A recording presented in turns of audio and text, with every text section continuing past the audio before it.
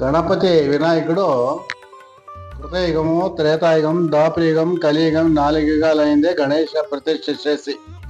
అంటే కొండ దిగువ, ఆ కొండ దిగువ త్రిపురాసురుడు అనే రాక్షసుడు ఆ త్రిపురాసురుని సంహారానికి కోసరంగానే ఆ వినాయకుని శాలిగ్రామంతో ఆ గణపతిని సృష్టి చేసిన దానికి ప్రతిష్ఠ చేసింది త్రిమూర్తులు. కాబట్టి ఈ జాగాకి బ్రహ్మ విష్ణు మహేశ్వరులు కూడి కొండ దిగువ ప్రతిష్ఠ చేసిన దానికి స్థానానికి కూటాద్రి అని పేరు. అంటే కురుడమాల కాదు, తప్పు. ఆద్రి అంటే కొండ, కొండ దిగువ త్రిమూర్తులు కలిసి ప్రతిష్ఠ కాబట్టి కూటాద్రి. ఏం సార్? రెండోది కూడుమలై, కురుడమల కాదు, కూడుమలై. బ్రహ్మ విష్ణు మహేశ్వరులు ముగ్గురు కూడి కొండ దిగువ ప్రతిష్ఠ చేసిన దానికి కూటాద్రి, కూడుమలై 2 పేర్లు ఉంది. దాని నోట్లో ఇప్పుడు జనాలు ఆడభాషతో కూడుమలై అని చెప్తారు. కూడు అన్న అపార్థం. త్రేతాయుగంలో శ్రీరామచంద్రుడు రావణాసురుని సంహారానికి కోసంగా త్రిమూర్తులు అంటే రాములు వచ్చి గణపతికి పూజ చేసినారు. త్రేతాయుగంలో త్రిమూర్తులు, త్రేతాయుగంలో శ్రీరామచంద్రుడు, ద్వాపరయుగం కృష్ణావతారం పాండవులు వచ్చి పూజ చేస్తున్నారు. వాటికి వినాయకుడు ప్రతిష్ఠ చేసిండేది కృతయుగము, త్రేతాయుగము, ద్వాపరయుగము, కలియుగం. ఏం సార్? 4 యుగాలుగా గణపతికి దేవస్థానం లేదు.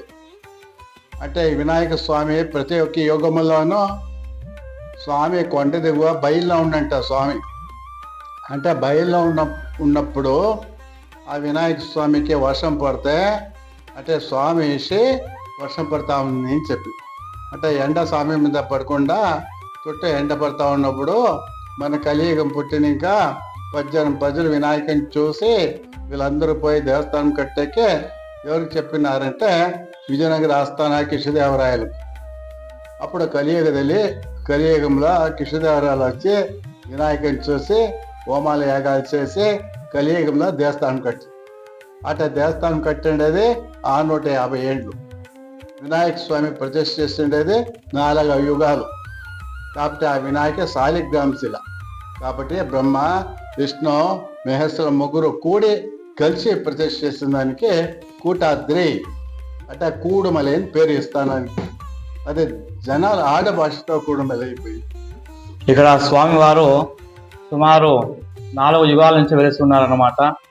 ఒకానొక రోజున మనకి మన యొక్క భారతీయ సనాతన హిందూ ధర్మం ప్రకారముగా, మన శాస్త్ర ఆధారం ప్రకారంగా ఈ యొక్క రాక్షస సంహారం జరుగుతూ ఉంటుంది. అటువంటి రాక్షస సంహారంలో త్రిపురాసుర రాక్షస సంహారం నుంచి విశేషంగా వస్తుందన్నమాట.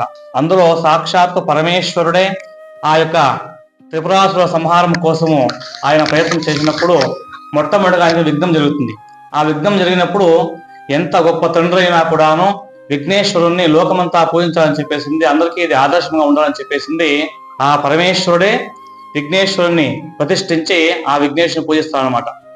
అప్పుడు ఆయనకి విఘ్నం తొలగిపోయి ఆ త్రిపురాసుర రాక్షస సంహారము నిర్విఘ్నముగా జయపదం కొనసాగిందనమాట. కాబట్టి అటువంటి బ్రహ్మ విష్ణు మహేశ్వరులు దేవతంతా సేరి ఆ విఘ్నేశ్వరుని పూజించి లోకానికి ఎవరైనా కూడా మొట్టమొదటిగా విఘ్నేశ్వరుని పూజించాలని చెప్పి అలాంటి ఆదర్శాన్ని ఇచ్చారు. కాబట్టి అటువంటి విఘ్నేశ్వరుడు మనకి ఇక్కడ వెలిసి ఉన్నాడు 4 యుగాల నుంచి. కృతయుగము, త్రేతాయుగము, ద్వాపరయుగము, ఇప్పుడు కలియుగం అనమాట. కాబట్టి ఈ స్వామివారిని మనకి త్రేతాయుగంలో శ్రీరామచంద్ర స్వామి వారు కూడా పూజించాలన్నమాట. తర్వాత ద్వాపరయుగంలో శ్రీకృష్ణ పరమాత్ముడు, పాండవులు వాళ్ళంతా కూడా పూజించాలన్నమాట. అది కాకుండా ఇప్పుడు మన కలియుగంలో సాక్షాత్ శ్రీకృష్ణ దేవరాయలు మహారాజులై వాళ్ళకి స్వామివారు స్వప్నంలో దర్శనమిచ్చి నాకు ఇలా గుడి కట్టించాలని చెప్పి అడిగినప్పుడు అప్పుడు ఆయన ఆజ్ఞ మేరకు ఆ శ్రీకృష్ణ దేవరాయల వారు ఈ కట్టడాన్ని, ఈ యొక్క నిర్మాణం అంతా కూడా గొప్పగా అంగరంగ వైభవంగా నిర్మించారన్నమాట. కాబట్టి అప్పటి నుంచి ఇప్పటికి కూడాను భక్తుల యొక్క సమస్త కోరికలు కూడా నెరవేరుస్తూ ఉంటాడు. ఎవరు వచ్చి శ్రద్ధగా భక్తిగా ఏ ఒక ధర్మబద్ధమైన కోరికను కోరుకున్నా కూడాను వాళ్ళకి అంతే అనుగ్రహ ప్రదాతగా మహానుభావుడు అలా కొలవై ఉన్నాడు అన్నమాట. అందరినీ అనుగ్రహం చేస్తూ ఉన్నాడు. ఇక్కడ విజయ గణపతి, లక్ష్మీ గణపతి, కార్యసిద్ధి గణపతి అని చెప్పేసి ఎన్నో ఏండ్ల నుంచి అంత గొప్ప పేరు పొందిన మహానుభావుడు అనమాట. స్వయంభూ ఏకశిలా శాలిగ్రామ విగ్రహం ఇది. స్వయంభూ 18 అడుగుల ఏకశిల శాలిగ్రామ స్వయంభూ లింగం విగ్రహం అనమాట. స్వామివారు మొదటి నుంచి పెరుగుతూ ఉన్నారు. ఎప్పుడు గుడి కట్టారో అప్పటికి పెరగడం ఆగిపోయింది అనమాట. ఇది ఇక్కడ ఒక విశేషం అన్నమాట. ఇంత అద్భుతం ఉంది ఇక్కడ.